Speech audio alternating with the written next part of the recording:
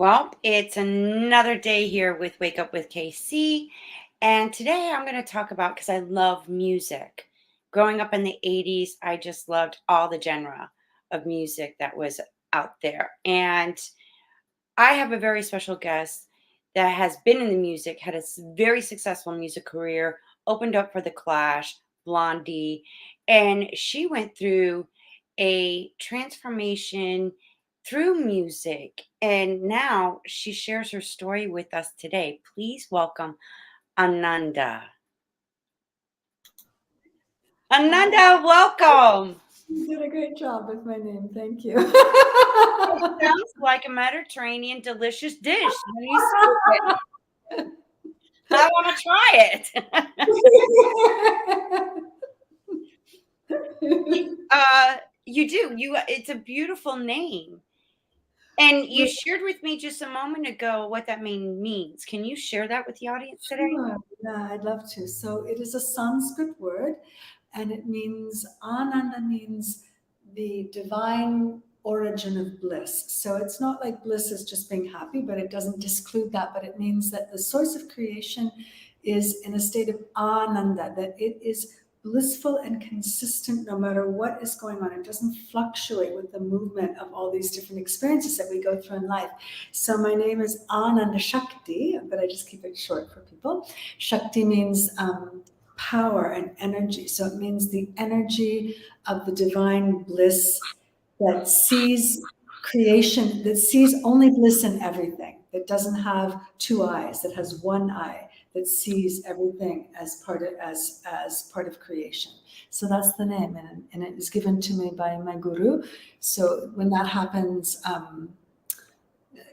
in their visionary meditative states, they are shown what the name is for that individual soul, and then it is your path. And the more you hear it, the more you say it, the more it initiates you on your path, like to behave in that particular way. Yeah, it's really powerful. Yeah, it's beautiful. Wow. I would like to know what my name is then. So I want to go, back in time, back to the 80s with you. Yes. Okay. How did your music career start? Well, my music career started really before that, in that I've always sang as a child and just loved music more than anything else, and found that it made me happier, and it was one of the things that could bring people together in such a beautiful way, no matter what was happening. And so I was always adventuresome with my singing, and in every choir I could possibly get into, and doing all these kinds of things. And then as a teenager, like 14, 15, like early, fairly early teens, you're into all the different bands and things like that. And then it really became, well, why can't we do it? And so by the time the B-Girls, the band that I was in the punk days, formed, I don't think I was 18. I think I was about 17 probably. And we actually formed the band, and we had our first gig, but we actually didn't know how to play our instruments yet. Oh, you didn't get the memo, did you? And then we had to figure out what songs, we had to write some songs and then we had to play. Our fingers were bleeding. We practiced, we were hard workers. So we practiced for 14 hours in one of the girls' basements, and their parents had to put up with us, trying to figure out how to change from a D chord to an A chord to a C chord. And your fingers are bleeding and everything. But we did it, and we just had the right vibe. So regardless of, and of course the punk days were forgiving, as far as, it was more attitude than it was exactly, musical perfection. So it was a good time for us to step out that way. But that's how it started. And people just immediately liked us, and immediately were on our side, and immediately were showing us how to, giving us guitars, showing us how to play, writing songs, helping us. It was just one thing after another. As soon as we got the idea, and some of your taglines at the beginning, I see that this show is really about, people dreaming themselves into a new place, allowing themselves to really consider something greater. This is a really good example of that. Like we had the idea, we had the strong enthusiasm, we didn't have any talent. I mean, we had some talent, obviously it came out, but we didn't have it developed. We didn't have, the connections, we didn't have anything else, but it all worked. It just worked. It's just you because you believed in it Yeah. and you weren't sure how. And isn't that funny how I guess the universe, the divine source, it's synchronicities. It's from the imagination, which Einstein talks about constantly, Yes.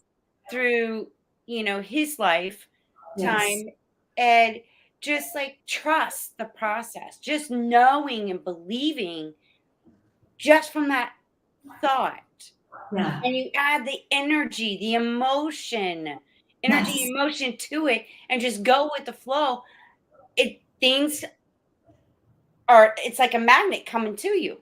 Yeah, it is absolutely that. I mean, the truth is, before we change our mind and start to see something else, we are already living in that which we are perceiving. We are vibrational beings that are living in the stories. It's a bit of a complicated description from karma, but we're living in karmic impressions that are cellular impressions until we decide not, until we become aware and we don't get bound by them. But we are living in the story that we are projecting. We're always doing that. So then we shift the story, then we project something else, we project something else, we project something else. But the real key is to understand that we have everything within ourselves already. Like we actually don't have to develop anything from the outside. It's a matter of sort of just moving the stuff out of the way that's stopping us from being able to see it. It's a different process than a lot of people think. And it is that idea of like visioning it and feeling it in the heart, not just purely visual, but being able to feel it in the heart that takes us into that realm. It's a science. It really is. It's a spiritual science or esoteric science, but it's a science.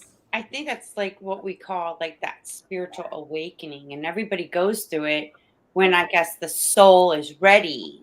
Yeah. Like it hurts sometimes. It's not like, oh, okay, I'm awake kind of thing. No, it's a process, and it can bring up things in order to show you the truth of who you are. Would that be safe to say? Yes.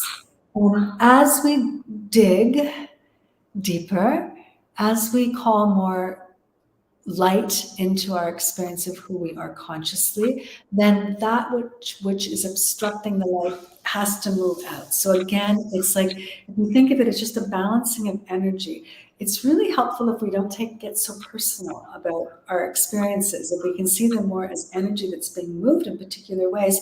So right now, what's happening on our planet with the shift that's taking place right now is that tremendous amounts of light are being it's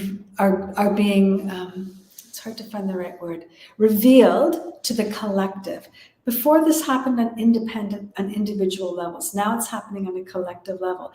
And so really what we're being called to is to live in a deeper, emancipated state, a state of deeper sense of peace, of fullness, of abundance, of love, of oneness, of connectivity, of freedom, all of these kinds of things. And so therefore, because all of that is coming towards us, then everything in us that has been conditioned to live in another way, like it's all like kind of vomiting itself out in the whole course of it all. And so people are in this process. And so it feels quite painful. And it is painful because it's pain that's being released. But the orientation of understanding what's going on is the most important thing because that allows you not to get caught in it. And I really, really, really want to reach out to your listeners that, especially now, I mean, I don't know when these shows get aired. Is it live right now? Is it happening now? It's pre-recorded live. It Okay. will air out at a later date. Okay. Pretty fast. So what's happening now, we have massive astrological alignments that are creating all sorts of waves in the undercurrents. We're not necessarily seeing them on the outside, but people are experiencing a lot of Discomfort. Yeah, like That's what I deconstruction. call discomfort. Yeah, it's discomfort, like being deconstructed. But understand, this is so great. It's so positive. Don't buy into an idea that something is wrong. It's like the floor is being swept out of the way. Like, just see, like, you're being swept out. That's all that's going on because you're coming into the light. We all are. And the light, this is not a religious talk. You can call the light anything you want to. Like, it's not about that. It's about we are light. We can work that through from a scientific perspective. So just understand, as it's uncomfortable, you can actually now stop and go, hey, okay, great. Another part's being swept, and speak to that experience of source, however you wish to name it. Go, okay, thank you. Help me through this one. Help me, because the identity is the problem. When we identify with the limited self, then we suffer, and then it's hard to let it go. Why would anybody want to let something go that they believe is themselves? It's like, you're going to chop off your own arm. You're not going to. You have to understand that it's not really who you are. It's just an experience that you've been carrying that started to become part of your personality. And so now it feels like that's what you are. I like how you put that, and in my perspective, because I have great mentors. You probably know of them, Dr. Bruce Lipton, Dr. Joe Dispenza, Greg Spencer, Braden. uh, We're we all come into this earth already programmed, being yeah, programmed with belief systems and even emotional energetic traumas. yes, And now I look at, life in a different perspective, because it's like, oh, wait a minute. I grew up believing this because this is what I was told to believe. uh-huh. And I was the one that even questioned some of it. Well, why is that? How come, and always been shut down. Like, you don't know what you're talking about, that. So that plays an important part, especially the first 7 years of your life. You're already getting conditioned. You are, but if we look at it from um, the next level of subtlety, like if we talk about dimensional reality as like, a higher frequency dimension from that, even in the I call myself an interdimensional healing artist, and I do channel. I have for decades, angelic realm presence, and so the main focus of that particular frequency is to show us that beyond whatever this 3D world has trained us to believe in or not believe in, we are, as souls, like we have like a living library that is a collection of all of our experiences. We bring it forward. So therefore, we don't actually engage, we don't get attracted to anything that's not reflecting something back that we already are carrying as part of the karmic patterning that we came here to release. And so this perspective allows us to completely step out of any victim, persecutor, rescuer consciousness and into true empowerment. That it doesn't mean I'm not excusing people with horrible deeds. I'm not saying you never say no. That's a totally different conversation. But if we stay at the level of the victim or the persecutor or the rescuer, we cannot be empowered because somehow we are saying it should not have happened. We can say it's a horrible thing that it happened, but we have to understand that it is the karmic lesson, the teaching I like better because lesson sounds kind of like it's like an angry God. It's like a teaching. We're actually here. Earth is a hospital and a school. Like that's what it is. It's a hospital and a school, and everybody who comes here is wounded and they're looking for education. It's like they're looking for awareness. And so we bring these stories in with us. They create our personalities. They create all the dynamics that we end up in, the family that we incarnate into, the whole thing.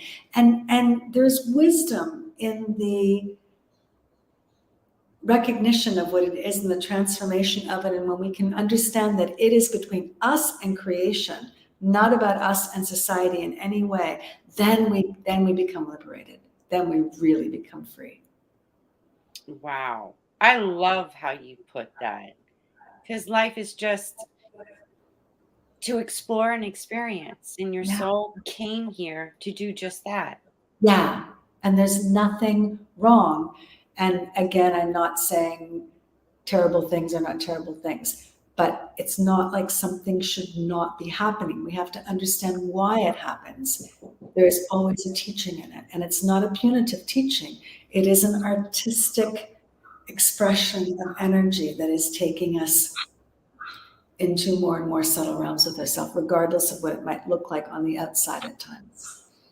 So let me ask you something. Getting into music, Yes. you opened up for The Clash, which must have been a trip in itself, and Blondie. But what happened, I guess after that, going through that experience and then you finding yourself changing your whole music dynamics from punk to spiritual meditation and all that? Like, what happened? Well, in essence, I had a spiritual awakening. Um, I was still living in New York City at the time, and um, I was very different than everybody else around me already. I didn't even drink beer, like I did these things when I was like a young teenager, and I have this tendency to do things fast and hard, like, and then, oh my God, that's so boring. I have no interest in it anymore. So I had completed all of those tendencies, which was lucky for me because many of the people who hadn't aren't even alive anymore, but I had. And so I was like in a different world. I was drinking Perrier. I was like running to the UN and back every morning. And like everybody else was like, pretty wasted. And so I had a different trajectory in what I was interested in. I got involved in yoga. I met these people that were like hippies, which I really didn't even, have any association with. And they were eating spirulina and rice. And I was like, oh, what's that? I was like, and then they started talking about yoga. And I'm like, oh, okay, I want to try that, and just boom, boom. And then, but I didn't understand that I had this, but I was, almost like what they call like a live wire, like extremely sensitive system. So the moment I came into contact with these higher realm teachings, immediately I'm like, like I'm going spontaneously into breathing exercises that are yogic techniques that I had no idea. I've never even seen them before. Like my body is responding in all these spontaneous ways, right? It's having memory and stuff is coming out of it. And my heart just like really opened in a way that was so meaningful for me around life. Like life really had meaning. When we were in the punk days, really, and we were seeking meaning, but really what we were doing mostly was complaining about the fact that it didn't have meaning, and rightfully so, because in that state of mind you couldn't find it, like it just wasn't available for you to find, because it's not, because you were really more bent on the fact that it wasn't there, right? There was that kind of reactionary rebellion that needed to take place. So then when I found it, and I found this higher meaning, and I found like this God consciousness, for a lack of a better word, and I didn't look back. I really didn't. It was like, this is what I've been looking for. I knew now that this is what I was looking for. I was always seeking. I changed my names, God knows how many times. Like from the time I was this big, I think my mother said I ran away from home when I was 3 years old. Like I was always just like trying to figure, like find something else. I was like seeking from a young age and doing all these kinds of things. And changing my name constantly. And then it was like, oh, okay, this is it. This is it. So then I did go, like the main spiritual teacher that I had actually was back in Canada, which was my home country, in Toronto. And so I went back to live closer to him so I could have more time with him. And I was still intent on playing music because music was my life. But I couldn't find anybody who would, like, I remember putting like ads in newspapers and things like that, like more like community newspapers, like looking for, it was hard to even describe because I wasn't really sure what it was that I wanted to do. I knew it wasn't that anymore, but I wanted people to come together and play music that somehow was matching what it was that I was experiencing. And I couldn't find anybody. I really couldn't find anybody. I tried pretty hard. And but I was determined And then I made a very strong commitment that I would, and this is probably the thing that really shifted it over, I would only play music that enhanced my own and other people's sense of wholeness. So that meant like, never mind any of the really intense punky things, which was not our band's style anyways, but even like all the heartbreak stories all the time and all this kind of stuff. Like, no, that wasn't enhancing people's fullness. This was enhancing their idea that there's something missing all the time and they need to be sad and lonely and mad and all these different things. And so that I wouldn't play that kind of music anymore. So eventually it shifted over, and I was fortunate that then in the yoga scene, something called kirtan, which you might be familiar with, I don't really know. It's an Indian word for a type of music that gets played traditionally in India, where the band or the performer will sing some holy phrase, and then you repeat it back, and it's just call and response, call and response. Like a mantra. A Yeah, mantra. yeah, like a mantra. Yeah. So that just started to wake up. You know, it was like just starting, and so I hooked into that, and then I was able just to take that from there and create my own thing from there, and yeah. Wow. Yeah. So during that journey, because I can so relate on what you're saying about, listening to music, the sad, Yeah. heartbreaking, and whatnot. It creates, and I've noticed this even during the 80s, like the disco, the roller, I call it roller skating music, not disco. My roller skating music, like freak, lushy, freak out, you know, uh, even I roller skated to the Clash, what was that one song? Should I stay or should I go? Talk about a blast from the past. But it's like music with the chords, the melody, and all of that resonates with our chakras, because every chakra holds a note.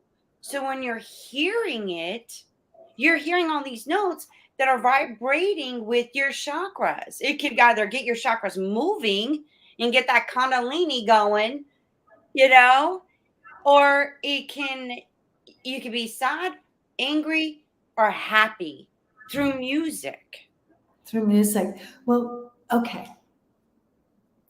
Absolutely, because if we even just go into like basic creation stories, it's not only in Christianity, but it's in many, many stories that sound is the thing that creates the universe. And it makes sense because sound is a vibrational experience so then we have this idea in the Eastern philosophies, we have this great sound, the sound of Om, and everything comes out of Om. It's like everything's different vibrations of the sound of Om, like different variations of the sound of Om. And so sound, sorry, I have spice in my throat. Ooh. Okay. I'm in India. Okay. So the sound of the chakra, so it's chakra, like Chakra. and yeah, chakra, like ch. Just think of it like chak. Whenever there's a ch, it's ch. It's always hard. Yeah. So the chakras move according to the different vibrations of sound. And it's absolutely true. The way that music is composed, it creates different vibrational states of consciousness, right? And then the consciousness, and so it's vibrational healing. The consciousness can be really, really affected in a negative way, and it can be really, really uplifted, depending on the way that the notes come together, the instruments that they're played on, the loudness or the softness, the rhythm, the cadence, everything about it. There's also a lot of very interesting information now around the tuning of music, and that I have been reading a lot about the fact that the original tuning of our music was, I think, 425. Now it's 440.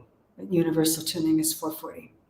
At 425 is the sound of the heart chakra, and it got shifted out of actually some negative influences because when music is at 425, it empowers people's hearts to start to feel connected to their own higher self and to their source. So and when we're in 440, we're not even really in the best vibrational energy to be able to create that transformation that we're looking for, but we still can do it with the right intention, right? I mean, it creates something no matter what. It creates something no matter what. So it's really important and it's significant. Like, what do we listen to? How do we listen to it? When do we listen to it? In India, there is something called ragas. Ragas are created for different times of the day. And when you listen to that, it's the appropriate construction of notes and rhythm for that. They're like 2 to 3 hour periods, time of the day. And when you listen to that raga at that time of day, like your whole system just goes totally into harmony and peace. It's amazing. It's amazing. So there's so many things about it. In the West, we do it a little bit differently, and that's okay because we're working with a different kind of consciousness. So it's more individuated, and so we choose, and that's really a good thing too. But choose wisely. What do you listen to? Why do you listen to it? When do you listen to it? Do we understand the effects of it on us? So the music that I play with Love Power the band is not ambient music. It's really not. I don't know if you had a chance to listen to it or not. It's not ambient music. It's not what people might think of meditation music, but it is vibrationally healing music.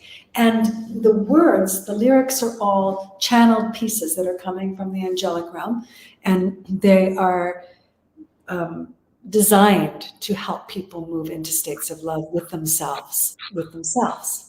We're changing the love story. We're changing the romance that we're trying to get people involved in. Yeah. And I feel like a lot of people have a misconception of what love is because it has been conditioned Yeah, programming of outside, you know, and it begins with your parents, yeah, because what you see, what you hear, how they interact and how their relationship is, it's going to set you up on what kind of relationship and what you believe love to be. yeah, And it's so like far from the truth. yeah. It's love is inside of us. Love is like a feeling, and it's euphoric orgasmic ecstasy at times. And it's like once I experienced that, that totally, like, that was part of my waking up. It's so beautiful. And I was just like, well, why can't everybody else experience, like, why aren't they experiencing this? This is like amazing. I don't like, come on, people, wake up. It's inside you, and then we can expand it. And that's how, that's the bliss part, when you can expand this euphoric, orgasmic energy that's already in you. And once you can like light that fire up, you can expand it and it transfers. And that's like a key element of when you feel that and you can get that vibration through your vocals, through the notes, through the music, it intensifies. Yeah, it really does. Yeah, it really does. And I just like now I limit to what I listen to. Like, if Uh, it doesn't make me feel good, I don't wanna listen to something that's gonna make me feel angry or right, sad, right. Yeah. and I'm drawn to a lot of the love songs, "Because You Loved Me," Celine Dion, um, Journey's "Faithfully," you know, um, I don't know Journey's music at all. "I'll Be There for You" from Bon Jovi, Def Leppard, "Two Steps Behind," "Hysteria." I mean, I could go on and on about the love music that I just so resonated with, and it just made me feel that love feeling listening to them. Beautiful. That's And really it's beautiful. mind-boggling, and I'm like, "Why do you guys wanna listen to that?" Like, I even had DC Blend on my show, and I'm like, "Yeah, but don't you understand, like, what you project out there?"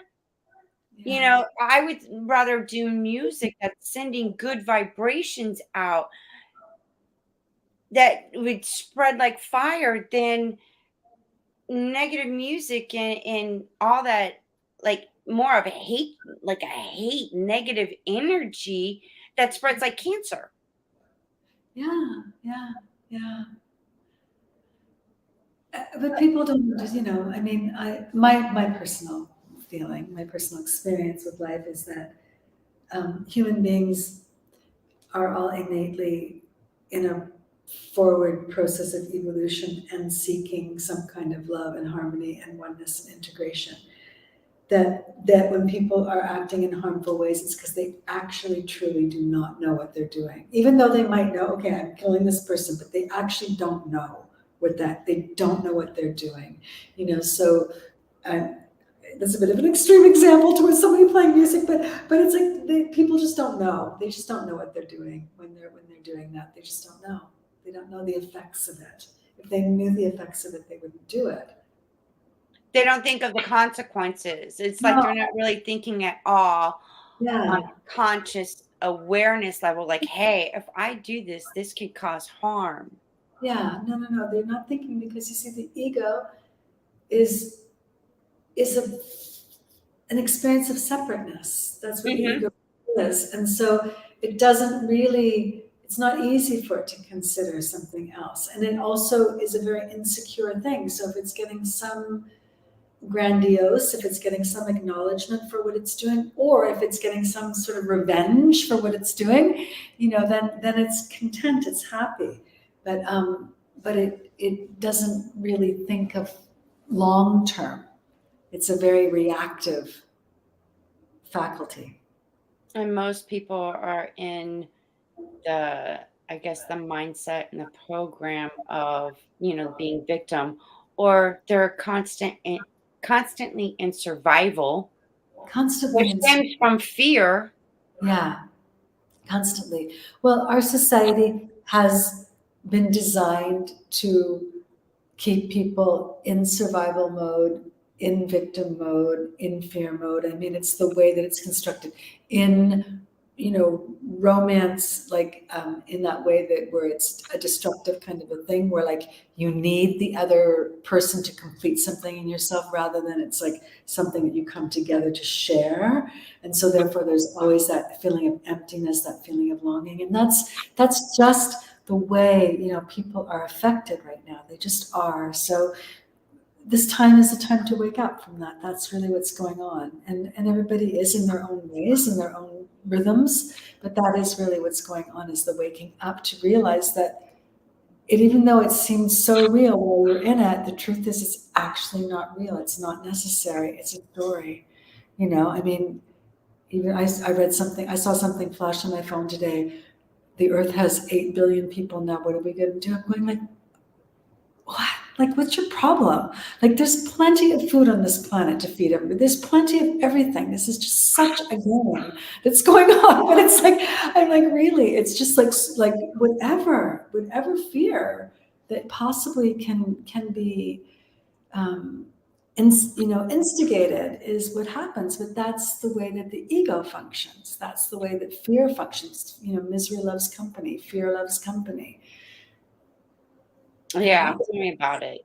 I mean, I was here in India during the whole lockdown, and so I was able to see the false representation of, with my own eyes. I was able to see how India was being represented by the international press wasn't going on here. I was getting phone calls from people going, "Oh my God." I'm going, "Are you kidding me? We're like wide open. Nobody's wearing a mask for months now." Like, I mean, it just wasn't true. It's just not true. I'm sorry if people don't want to hear, but the mainstream media is not telling you the truth, either purposefully or unconsciously, because the other is more sensational. But it wasn't true. I saw it with my own eyes. And so there is this constant, fear, like just trying to get people more frightened.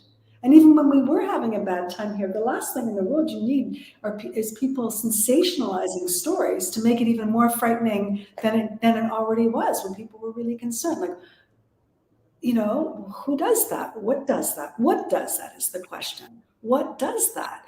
Rather than try to actually calm it down. Try to help, it's like instead try to sensationalize it, exaggerate things, manipulate things, make it seem worse. It's a very human, it's not just an us and them. Everybody has done that. We've all exaggerated a terrible story at some point in our life. It's a human issue. It's a human issue. And so it's kind of like where we are, like Nelson Mandela said, we're more frightened of our light than we are of our fear. So if we're starting to go towards the light, you better be sure, like, we're going to, like, fear is going to want to try and stop it from going there in all sorts of, clever, like fear and pain are clever. They're just not wise, but they're clever. Oh, good point. I like that one. So when did you, because I channel too, in the realm, Okay. and I channel in like the native language. Okay. And it's fascinating because I don't understand a word I'm saying, but they come in and it's a beautiful, sound and the words. I don't understand what I'm saying, but I have noticed, and because when they come through, it's like I step out, they come in and they speak. And sometimes it's like a masculine like energy that I feel, and then sometimes it's a feminine energy. And I started to record some of them, and I could tell, like, when I'm hearing, I'm like, oh, that does sound like a masculine voice. This sounds like a feminine voice. It's more soft. Sometimes it's like very serious and adamant. It's mind-boggling. Like, man, I speak their native language better than I can speak Spanish, Italian, or French. Like, And I missed the first part. So whose language is it? it's like highly evolved beings and ancient civilization beings. So like light language, light language. I guess it's like a light language. Yeah. Yeah. Wow. It's still like new to me, but I just feel like it's an ancient language because I always, like, in the beginning of my, spiritual journey, I was like, where did language come from? Where did man come from? Wow. I didn't believe in the, first there was Adam and Eve. No, come to find out, we've been all lied to about that one. So I was like, well, how did people like back in those times? This is ancient, like the Mayans, um, even with the Egyptians. Like, you could go further back. How did they communicate with one another? How did it sound like? You Right. know, and then I just found and discovered the cuneiform writings, from Sumerian. Okay. Wow. The Sumerians, the Assyrians, Babylonians, and there was no, like, color race. It was, you were either Assyrian, Sumerian, Babylonian, Canaanite, Hittite, whatever. There was no color. It was just where you at, that's what you were. Like, I'm American. I'm from America, Right. Yeah. I get you it. know? Yeah. So when did you start just learning that you were channeling in the Um, angelic realm? sure. Um, well, when I started, as I said, like when I started my yoga journey or that spiritual path, I opened really quickly and really fast, and so I was having, um, very intuitive. Like I would hear somebody calling me that was not even around me, but they were calling me. Like I was having all these extrasensory kinds of things and very conscious dream work, and so there was an opening through all of that, but I didn't formally sit down with it until about 20 years ago. And I do something that's a little bit different than what you do. I do something that's called conscious channeling. So I don't something else does not come into my body. I say a prayer and then I'm in it, and then there's a channel, and I'm a conduit for the communication, but I'm still like extremely present in the whole thing. And it's very, and it is very specific. I mean, it's part of my soul's group, really, to be part of this particular mission is to inform humanity that you basically are just living in stories and you think that they're real and that you don't have to be in them anymore. And all of the illnesses, all of the tragedies, all of the difficulties that you have in life are being caused by memories. They're not, even though they may be being acted out in front of you, because the memories then start to create the drama. It recreates the drama, but it is the memory that is the issue. And it's a big awakening, but this is the awakening we're going through now. So we're shifting from 3D into like 4 and 5D and beyond. And as we get into 5D, like that's what goes on in 5D. This awareness, people will not perceive things through victim, persecutor, rescuer anymore. It will not be relevant, and it's not relevant in 5D. We start to see the individual soul acting out the memory patterns, and then people will become more and more capable of just understanding how to let it go, let it go, let it go. That's not who they are. That's not who they are. It's not, and they don't need to do anything with it. There'll be a point where they won't need to therapeutize it anymore because they understand it. So once you understand it, you don't really need to keep on going over the story again. You just have to figure out, what does it take for your ego to decide that it's willing to let go, that it doesn't feel like it needs it because of some old story, that it needed this fear because of some kind of survival fear. Like that's really all that's going on. Everybody's story is a love story. When COVID first started, for instance, I always bring in readings for the collective as well as for individuals, and I brought in one about that whole thing. And also, I've been talking about this kind of happening for about 20 years because the guides were telling me this is happening. This is why we're giving you this information right now. Try to get as many people as you can, like to start to see that they're not these stories, because when this happens on the planet, there's going to be so much fear, and it's going to be really, really hard to hold your center, because everybody's going to be vibrating all at the same time. So here it happened, and the people that have been around me for a long time were like, "Oh my God, it's here!" You've been talking about it, now it's here. And then I did a transmission, like just to really understand the nature of it, and they basically said it like this, to make it very simple: like what we are living in right now is the unresolved heartbreak of humanity. It's simple. It's the unresolved heartbreak of humanity, and that's what we're coming out of, and and the difficulties that we've been in, and the confusions and the harmful things, and all that's what it is. People can call it evil. People can call it all these things. I'm not saying that's not right.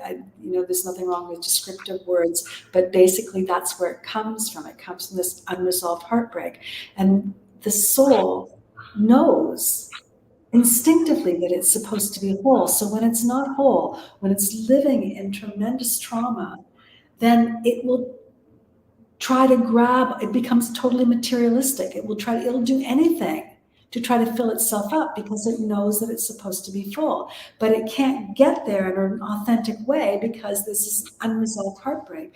And this transmission, when it came through, has been so helpful for like so many people, including me. Just every time when I'd start to get triggered, heartbreak.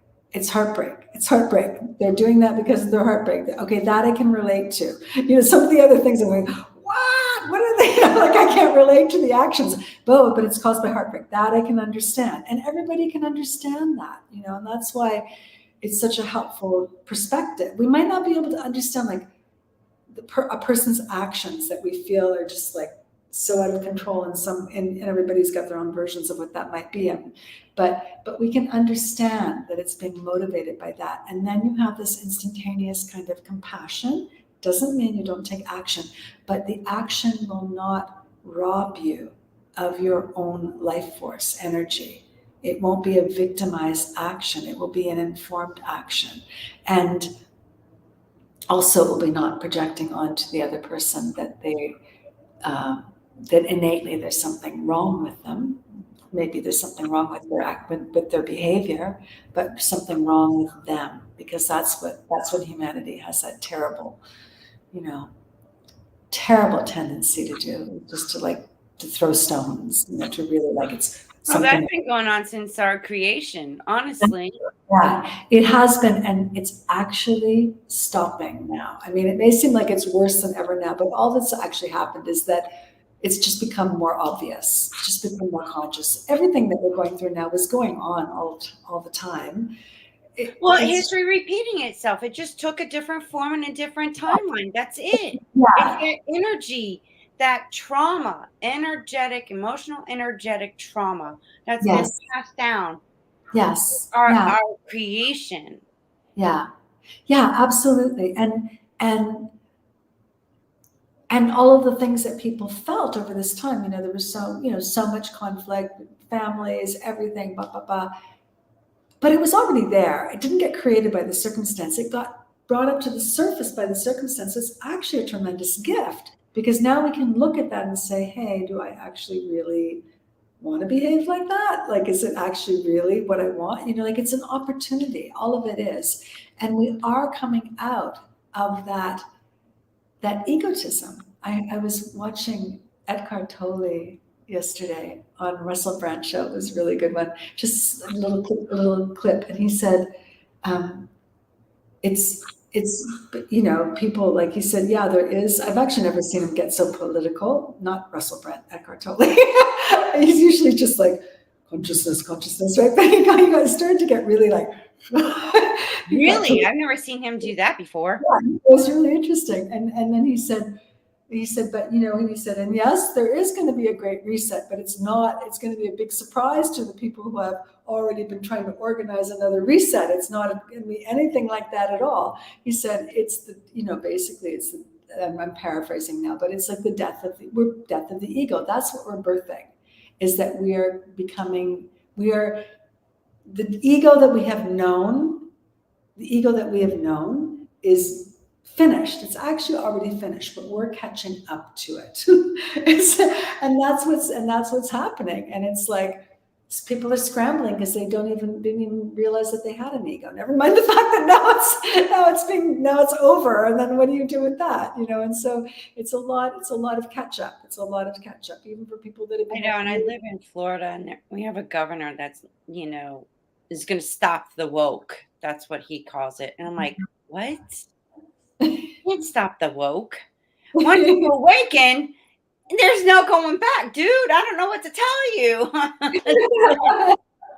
But I just like sat there and listened to him talk about the woke, and I was like, yeah, we need to wake up.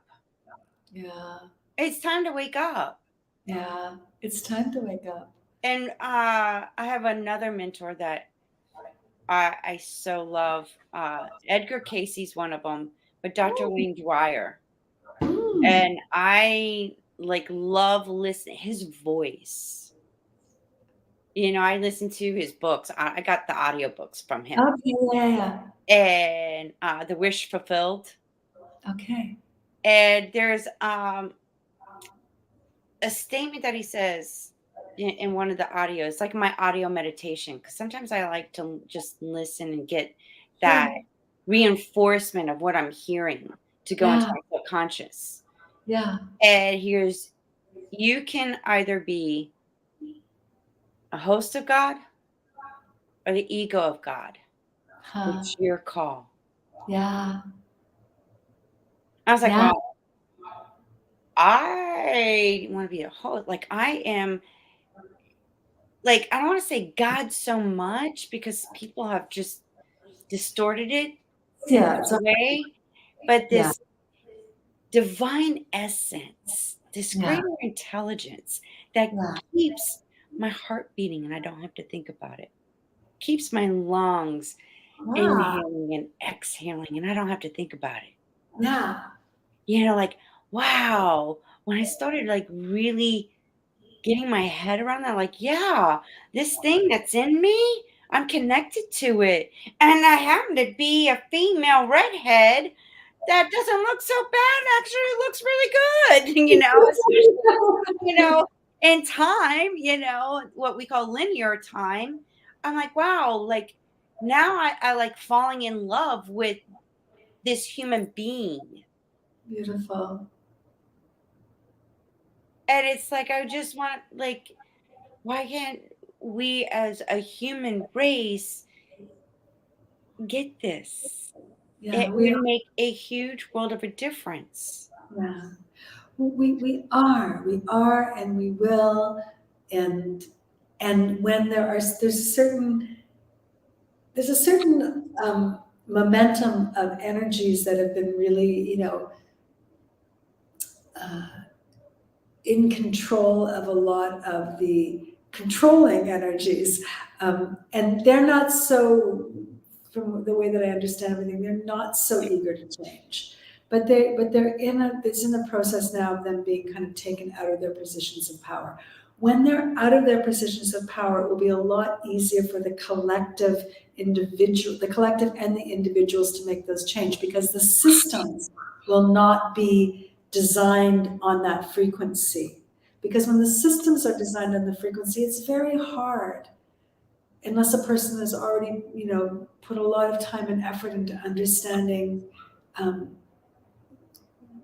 the evolution of consciousness, that it really is meant to change and all these different things. It's hard to shift it. But when the systems come down, and they are, and then when they're built in a humanitarian way, this will influence everybody's permission, everybody's inner permission to make these shifts in consciousness. So it's really just a little bit more patience that we need. But it is going to Wow. happening. It's Yeah. like, and then I think about, like, wow, it's really not complicated. Well, we have a tendency to make things even more complicated than necessary. Yeah, the ego loves complexity, because then it doesn't change. You see, the ego,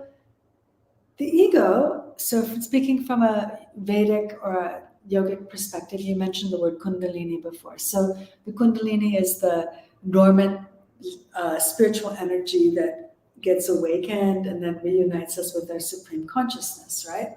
So the ego is actually the same energy, but the ego is a downward flowing energy, and the Kundalini is an upward flowing energy. They're the same energy, but they go in different directions. The ego's main job is to keep us in this experience of form, so that we can transform our karma. And again, I'm not speaking about it in like making right everything we've been done. I do not relate to karma in that way at all. It's the memory bank that we're living in, that we can let us release our identity from the memory banks and sit in our real identity, which is, I am love. It's love is our real identity. So this is the ego is the vehicle that we use to be able to do that.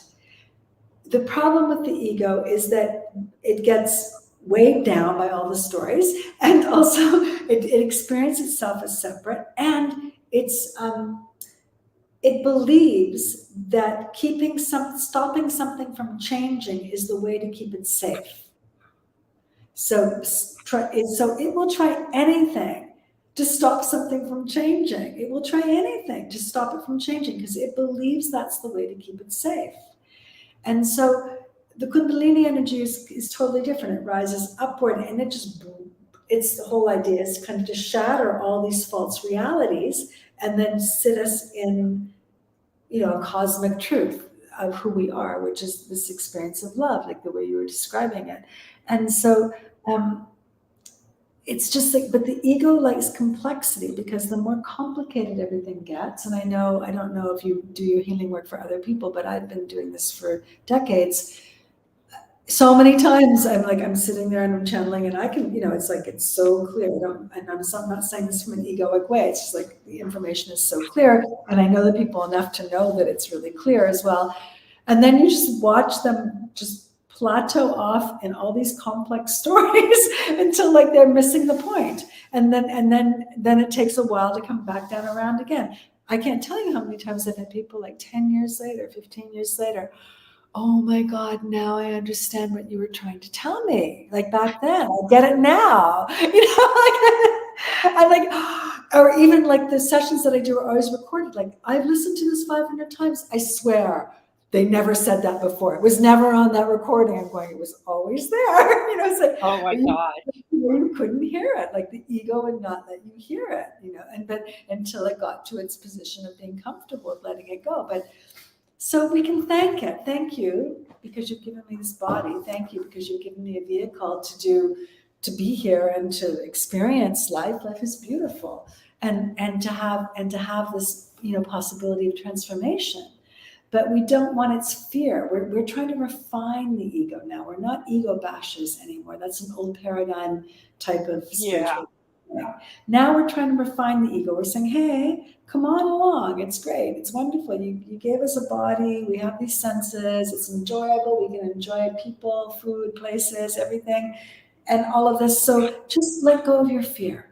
And so we're going to merge the ego and the higher self. We're creating a new species. We're coming from the human being into the heaven and earth being. It's the merging of both. It's no longer a thing where like we're all earth or then we're all heaven, we're all earth, we're all heaven, and like we're constantly saying the other one is a problem. They're both coming together, but the ego does need to let go of its On identity. earth as it is in heaven. Yes, I never exactly. understood that until my journey, and then I was like, "Oh," like light bulb went on. I'm like, "Oh, okay. I think I'm getting that now." Yeah, And wait, yeah, and there is because I mean, I religion has a role in keeping us suppressed, yes. and that and the beliefs and whatnot, and only if they knew. They I had to get out of religion. It just after what I experienced and doing my research and studying, I'm like, I don't wanna be a part of that history repeating itself, that Yeah, memory. yeah, I understand. Yeah. No, It's and we don't know. I think we're going to find out more and more as things go on, just about how intentional some of it is, but also, I mean, again, I'm here in India, and India is full of religion. It's full of spirituality, and it's also full of religion. And I can see how some of the religious systems are put into place to organize, I'll use the word organize rather than control, large groups of people that really are not independent thinkers. So therefore give them a few rules so that, and if they follow those rules, then society is going to function in a way that's more harmonious. That's one idea of perhaps its purpose, but I think we're going to find out a few more nefarious things soon. But yeah. yeah. Well, I enjoyed having you on the show, and Thank thank you. you Thank you. for Is it possible for me just to speak for a couple of minutes around the music? yes. Okay, so just it's a good segue. So everything that we've been talking about so far, the band that I have now called Love Power the Band, it's usually actually called Ananda, Xenia, Shakti, and Love Power the Band. The music that we perform is vibrational healing, all about everything that we've spoken. The lyrics, the words, there's a lot of repetition of words. The way that we play when we do live performance, it's interactive. So it's not call and response, but the audience actually gets part of the music themselves. They get a part. And so they become part of the band so that everything comes into this synergy of oneness. It's really incredible. And then the content of the songs are about, and you'll feel it if you listen to it. They lift the vibration of the consciousness into this heaven and earth being. So that's what we're doing with the music, and that's why I'm back in the music world. Yay! Well, I'm so happy to hear that, and I And look forward to getting some of that music. And I do believe your contact information and where they could find you put it in. it's Great. already in the show notes. And Fabulous. I look for when I come to India, I'm gonna look you up, girlfriend, because I want to come meet you. So lovely to speak with you. Thank you. All right. Well, thank you again. I look forward to having you on the show again. Thank you. Hopefully soon, next year. Okay, take care. Bye for now. Well, there you go. You never know what you're going to learn and how it might help you. And I look forward to having her back on the show. Go check out her music, and you can reach out and contact her for a reading. And I am still in the process of setting up my studio, getting it, to where it's this is just a piece of it. And you never know who I'm going to get on this show, so you have to stay tuned. And jewelry is provided by Pretty Bling Boutique, and makeup is provided by Pharmacy. If you want to know more about that, you can click on the links below as well. So until then, stay tuned to Wake Up with KC. Transform your life, be the best version of you, and live your best life now.